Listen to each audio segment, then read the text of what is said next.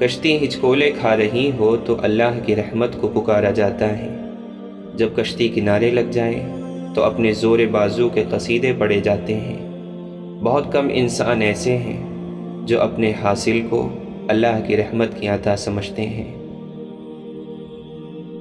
برے لوگوں کو بھول کر اچھے لوگوں کی تلاش سے کہیں بہتر ہے کہ ہم لوگوں کی بری باتیں بھول جائیں اور ان کی اچھی باتوں کو تلاش کریں۔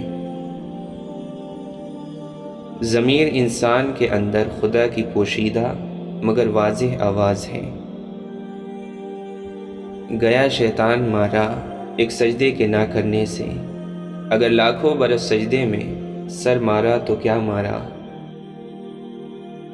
سننے والا سن کر، دیکھنے والا دیکھ کر اور سہنے والا سہ کر خاموش ہو جائے تو سمجھ لو اس کا معاملہ خدا کی عدالت میں پہنچ گیا ہے۔ موت ایک کھلا راز ہے، کھلا اس لیے کہ ہر شخص جانتا ہے کہ موت بہرحال آنی ہے، اور راز اس لیے کہ کوئی نہیں جانتا کہ کب، کہاں اور کیسے۔ اللہ تعالیٰ فرماتا ہے، کثرت مال کی ہوس میں تم اتنے غرق ہو گئے یہاں تک کہ تمہاری ٹانگیں قبروں میں جا پہنچیں۔ برائی کی طرف نفس دوڑ کر جاتا ہے، جبکہ نیکی کی طرف اسے گھسیٹ کر لانا پڑتا ہے۔ پڑھ کر نماز بھی خالق تیرا مقروض ہوں میں، جسم تو پڑتا ہے خیالوں میں قضا ہوتی ہے۔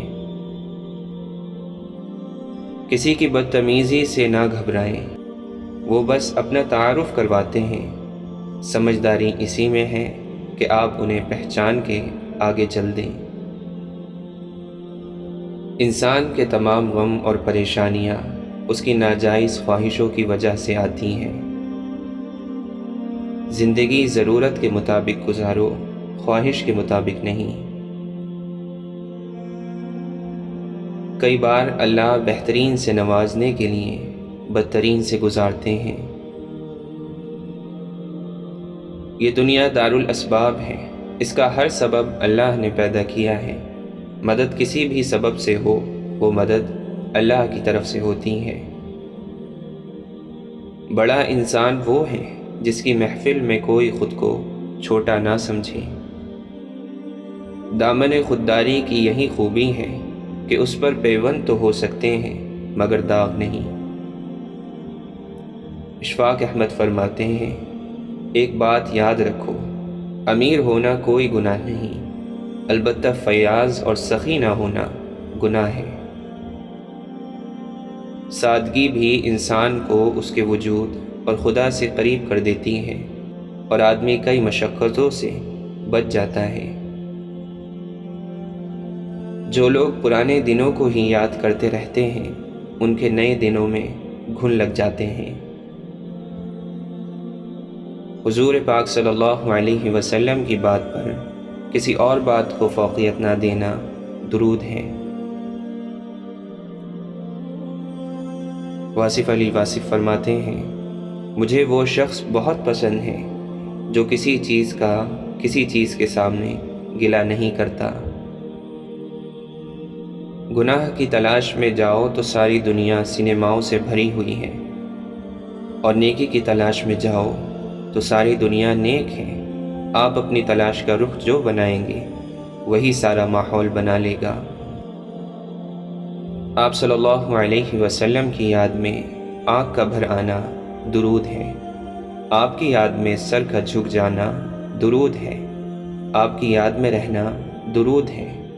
آنسوؤں کا نام بھی درود ہے، خاموشی کا نام درود ہے، اس خیال کا نام درود ہے۔ یوسف علیہ السلام کو بالکل ابتدا میں آزمائش سے نکال لیا گیا ہوتا تو ملک مصر کی کنجیاں آپ کے ہاتھ میں کیسے آتی؟ آزمائش کا دراز ہونا کسی وقت انعام کے بڑے ہونے کا موجب ہو سکتا ہے۔ ہمیشہ اللہ پر بھروسہ رکھو، جلدی نہ کرو۔ سب سے زیادہ بدقسمت وہ بوڑھا ہے جس کو بڑھاپے میں گناہ کی تمنا ہو۔ بڑھاپے میں گناہ عذاب کے علاوہ کیا ہے؟ بس یہ یاد رکھنا چاہیے کہ جو ہوا اچھا ہوا، اور جو ہو رہا ہے بہتر ہو رہا ہے، اور جو ہوگا اور بہتر ہوگا۔ اس یقین کے ساتھ مستقبل کا خطرہ ٹل جاتا ہے۔ مستقبل کے بارے میں کبھی بدگمانیاں اور بدشگونیاں نہ کیا کرو۔ مستقبل بڑی الہامی چیز ہے، اس کا اندیشہ نہ کیا کرو۔